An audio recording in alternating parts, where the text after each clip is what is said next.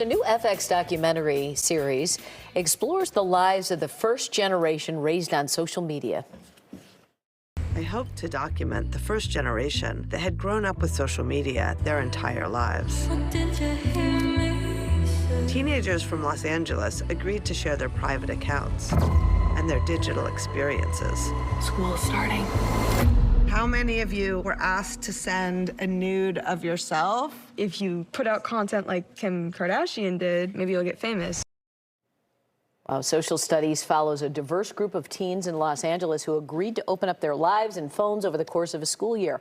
Lauren Greenfield is the executive producer and director of the docuseries. She joins us now. Good morning. Thanks for being with us.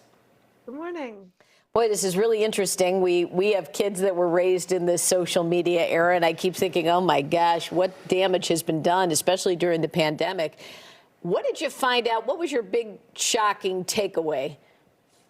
I think one of the shocking takeaways that I heard right from the beginning was that almost every kid said they would rather live in their parents' generation before social media if they could just wave their wand and make it go away.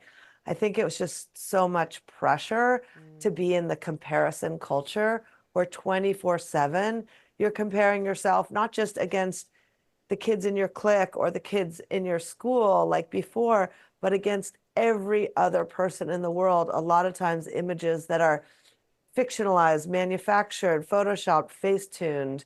And I think that kind of pressure just creates a lot of mental harms. Did they give you any insight as to what they wish their parents maybe had done that they didn't do early on? Well, I think that it's very hard to do this alone. Like Jonathan says at the end, it's our lifeline, but it's also a loaded gun.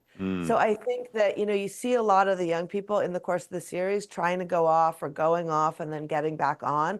I think it's not fair to put this on the kids or their parents. The tech platforms are made to be addictive, and they're made to kind of lead young people down paths that exploit their kind of hardest vulnerabilities. I think this is that we need to understand that.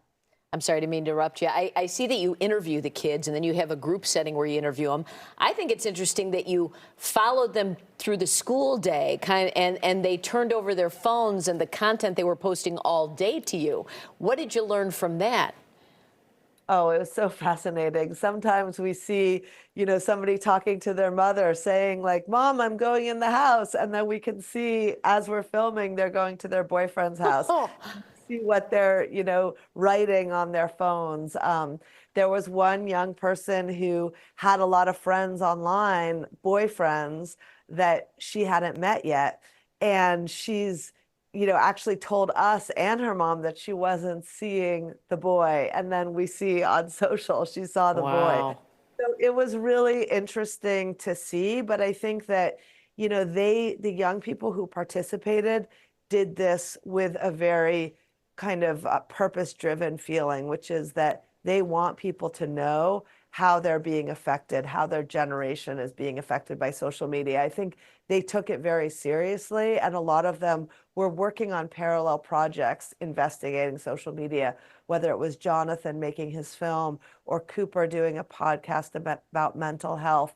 Some of the kids were using social media in positive ways for entrepreneurship and creativity, but for all of them, it was a kind of inextricable part of their lives. Back to the topic of addiction, this issue has bipartisan support, one of the few things that does, and yet it still seems like the tech companies are getting a pass.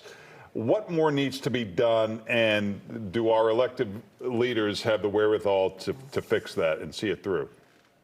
I mean, I think the tech companies have to take responsibility. Every other publisher is responsible for their content except for the tech companies. And I think in terms of engineering, they've made this algorithm in the interest of keeping kids maximally engaged. They need to transform the algorithm so it's in young people's interests. And I think we hear this from the young people themselves. Sydney at the end in episode 5 says, once we knew about the connection between lung cancer and smoking, there was regulation. we know there's a connection between social media and mental health. So regulation needs to happen. Did any of the kids say to you, I'm not going to look at, I'll have my phone, but I'm not going to go on social media anymore? Absolutely. Ivy did. in the show goes off social media and ends up going back on because, it's hard to, in the world where this is how they're connected to their friends, that connection is also really important. So I think, they'll be the first to say it has to be done collectively. And now we're starting to see some of that, which is very exciting. In LA, they're talking about not having phones in schools starting in January, and in California starting in 2026. Like you said, this has bipartisan support. We're seeing this in Florida too. So I think parents all over are seeing what's happening with their kids. And yet, because in this show, we show you what's actually going on in the phones, I think it is going to be a big education for parents. Wow. Well, it's called Social Studies. It premieres September 27th. You can stream it on Hulu. Follow Lauren Greenfield on Instagram. Thanks, Lauren. Thank you. Thank you.